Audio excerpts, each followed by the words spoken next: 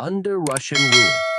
I think Putin is working behind the scenes to try and restrain Russian forces to prevent them from advancing too far, too quickly, in the hopes that someone in Europe will wake up and recognize that it's time to put an end to this travesty.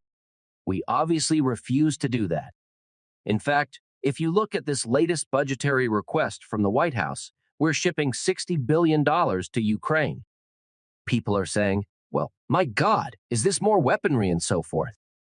But in truth, Ukraine is on life support. The patient is effectively dead. The heart beats barely. It's hooked up. About all you could do is give it periodically a shave and a haircut. The patient is dead. Now at the same time, thankfully, I suppose in some respects from Biden's standpoint, and his friends on the Hill, a new opportunity for madness has presented itself, and that is in the Middle East.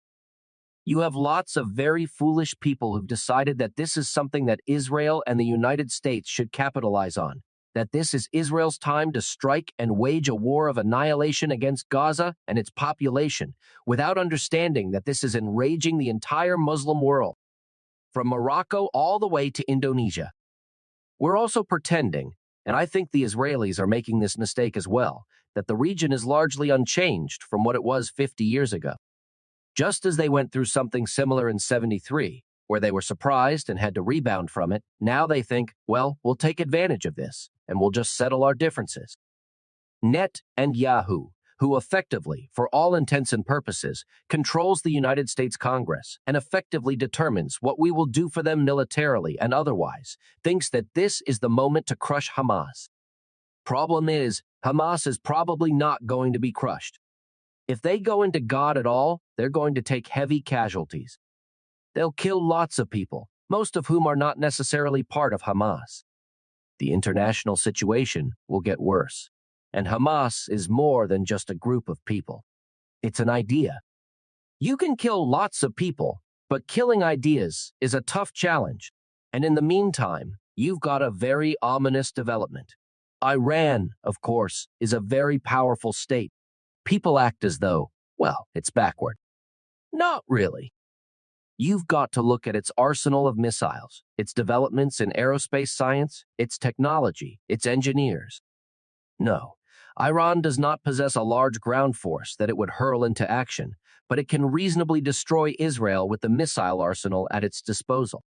Then you have an even more ominous development, and that is that Turkey have now effectively said, if this does not stop, we will intervene and go to war with Israel.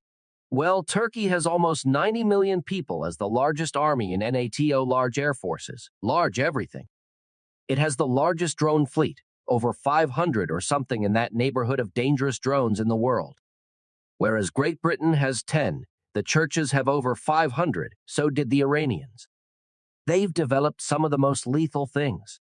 What's really interesting about this is that the Shia and the Sunni have always been at one another's throats, and Israel seems to have achieved something that nobody else has in the last 1,000 years, and that is to unite Sunni and Shia against it.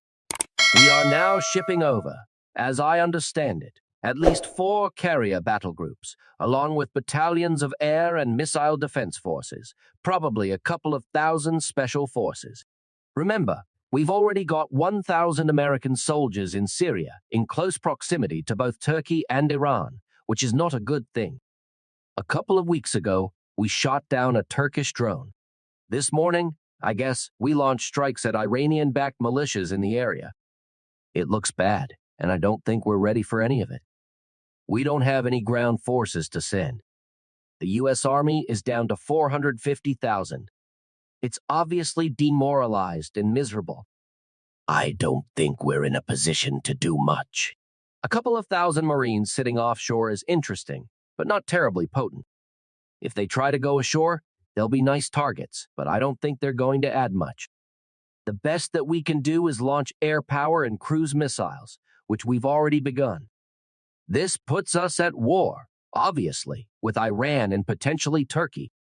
And once Turkey and Iran are both engaged, I would expect the Russians to come in, simply because Russia is a de facto ally of Iran. Iran has supported Russia and Ukraine, and the disappointing thing for Moscow is that Moscow was always accommodating the Israelis in Syria and in the region. And it made it very clear, for instance, to Iran that if you put anything on the ground in Syria, we won't protect it. You're on your own. And whenever the Israelis announced that they wanted to strike targets in Syria, the Russians have informed the Syrians, shut down the air defenses, and let them in. But the Israelis, unfortunately, decided to support Ukraine, sending over Massoud as well as ammunition and other technical and intelligence assets. The Russians no longer feel as though they should accommodate the Israelis. You have the potential for a very large regional war that, honestly, we're not prepared to fight. Remember, we've already weakened our war stocks dramatically. Everything that we have is being shipped over to Ukraine. If we get into a real knockdown, drag-out battle, it's going to be very hard for us to sustain it. But no one seems to be thinking. I think everyone's emoting. This is all very emotional. We look at pictures. We're horrified and join Israel, and it's disgust. We are also looking now at what the death of 3,000 children out of the 7,000 or 8,000 killed in Gaza, and we're equally horrified. Everyone is emoting. No one is really thinking. Now, this morning, it was reported that ceasefire talks are actually underway between the Israelis and our friends in Hamas. Well, let's hope something good happens. Qatar is apparently mediating. It'd be nice if something happened, but I'm skeptical. I think the Israelis are skeptical. They really want to finish the job, but it's also possible that they're beginning to realize that they're soon going to confront the whole Muslim world plus. Then perhaps that's not a good idea. I don't know. I hope so. I hope somebody is sobering up. Yeah, it's just wild. As you're saying that I'm watching in real time on the news here, there are airstrikes that are happening in northern Georgia right now. It's the 1 o'clock hour on the East Coast here on our Friday edition of the show. The airstrikes, the munitions that they're using are so large that they can be seen for over 10 miles away with the Israeli strikes. And then when you talk about all these players in the game, you mentioned Qatar late. That's where a big portion of the Hamas leadership lives and are protected. Iran has brought itself back after Donald Trump's foreign policy almost choked them out of existence. But based off of the fact that there was a real potential if Donald Trump would have stayed in office, that you could have seen some internal revolution there. He had crushed their global standing all the way down to less than $4 billion a year. And now just off of their energy revenue, they're bringing in over 70. In addition to that, it's whatever Joe Biden decides to give them in forms of aid and pallets of cash. It's really emboldening them to just be another major player back in this game. Then when you see high delegations of the Iranian regime going over to Russia just this week, you saw the foreign minister who's on every terror watch list on the planet, walking the streets clearly in New York while he's addressing the UN General Assembly. It just shows that so many people have been crying about Russia and China, Russia and China, Russia and China for so long, and they are huge threats to American sovereignty. But now the fact of the matter is, we've added another, I guess, shell to the arsenal of people who are just looking out to end us. And by Israel tripping into this ground offensive into Gaza, where it's going to be like you probably said before, Colonel, it's going to be a buttsaw when they go in there. It doesn't look good for us and our allies. No, in fact, we may have already sustained some losses that have not been reported because we sent some special ops soldiers into Gaza with some Israelis in a short raid. This is a couple of days ago with only one tank, and they had the living daylight shot out of them. Hamas, despite all of these bombings, thanks to tunnels that are down to at least 50-70 feet underground and reinforced steel and concrete, I think is quite prepared and looking forward to the battle that will ensue as 10 or 15 or 20,000 Israeli infantrymen try to sort through those ruins. The advantage, of course, will be with the mosque, because once you've rubbled a city, it's much easier to defend than a city that is intact.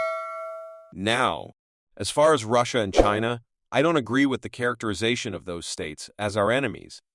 We've made a lot of enemies. Russia was never necessarily an enemy of the United States. We've worked hard to offend them and alienate them. We've broken our promises to them.